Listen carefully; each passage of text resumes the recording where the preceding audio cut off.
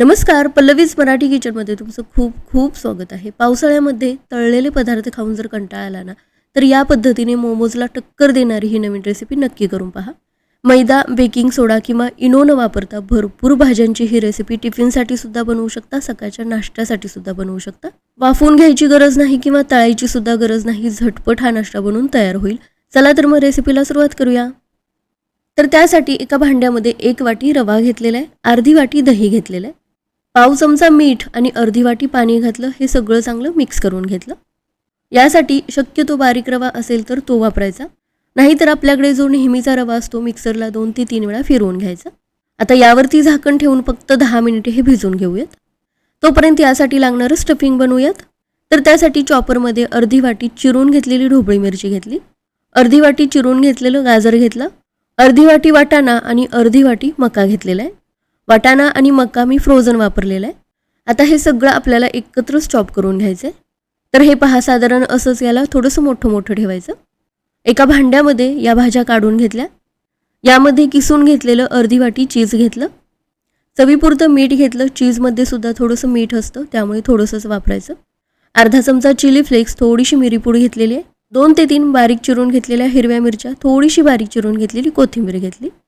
हे सगळं चांगलं मिक्स करून घेतलं. टिफिनसाठी बनवणार असाल तर मुलांच्या आवडीच्या कोणत्याही भाज्या यासाठी वापरू शकता. तर स्टफिंग आता तयार झालेलं आहे.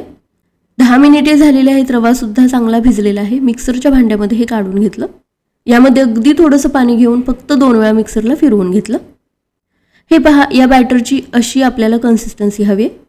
यापेक्षा दाट किंवा सैलसरसुद्धा करायचं नाही. आता या पद्धतीचा एखादा पॅन किंवा नॉनस्टिक तवा गरम करून घ्यायचा. थोडंसं तेल लावून टिश्यूने पुसून घेतलं. एक पळीभर हे बॅटर तव्यावरती घेतलेलं आहे. या पद्धतीने पसरून घ्यायचं.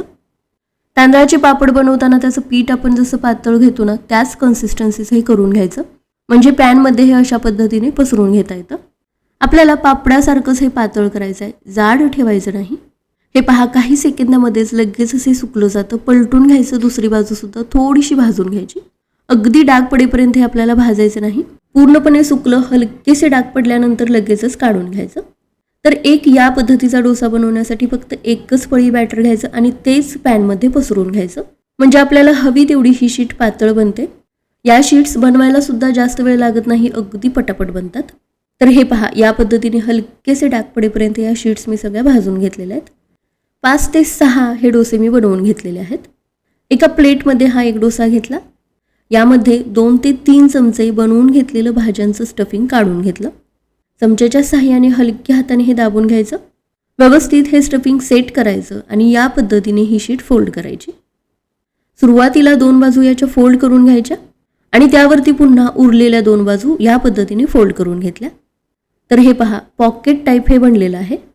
तर या पद्धतीने एक एक ही शीट प्लेटमध्ये घेऊन यामध्ये भाजी स्टफ करायची आणि अशा प्रकारे याचे पॉकेट्स बनवून घ्यायचे. महत्त्वाचं म्हणजे भरपूर भाजी यामध्ये स्टफ करून घेता येते. मैदा न वापरता रव्याचे हे शीट्स बनवून घेतलेले आहेत. फोल्ड करताना किंवा भाजून घेताना हे अजिबात तुटत नाही. हे पहा, इतक्या या पातळ शीट्स आहेत की आतली भाजीसुद्धा थोडीशी दिसत आहे. तर या पद्धतीने हे सगळे पॉकेट्स बनवून घेतले. आता तवा चांगला गरम करून घेतलेला आहे. थोडं थोडं तूप घ्यायचं. तुपावरती हे एक एक पॉकेट्स आपल्याला परतून घ्यायचे आहेत. फोल्ड केलेली जी बाजू आहे ना, ती सुरुवातीला परतून घ्यायची. म्हणजे ती बाजू व्यवस्थित चिकटली जाते, भाजीसुद्धा कुठूनही बाहेर येत नाही. तर या पद्धतीने याच्या दोन्ही बाजू तुपावरती व्यवस्थित भाजून घेतल्या. तुम्ही पाहू शकता, याला रंगसुद्धा आता मस्त आलेला आहे. थोडीशी हीट मिळाल्यामुळे भाजीमध्ये वापरलेलं जे चीज आहे ना, ते सुद्धा चांगलं मेल्ट होतं. तर हे पहा, सगळे हे पॉकेट्स आता मी भाजून घेतलेले आहेत. मस्त याला रंगसुद्धा आलेला आहे. सगळे पॉकेट्स एका जाळ्यावरती काढून घ्यायचे. भरपूर भाजी यामध्ये स्टफ करून घेतलेली आहे. मैदा नाही, इनो नाही, बेकिंग सोडा नाही. अतिशय पौष्टिक ही रेसिपी बनवून तयार होते. वाफवून घ्यायला नको, तळायला नको, कमी मेहनतीमध्ये मुलांची आवडती ही रेसिपी बनवून तयार होईल.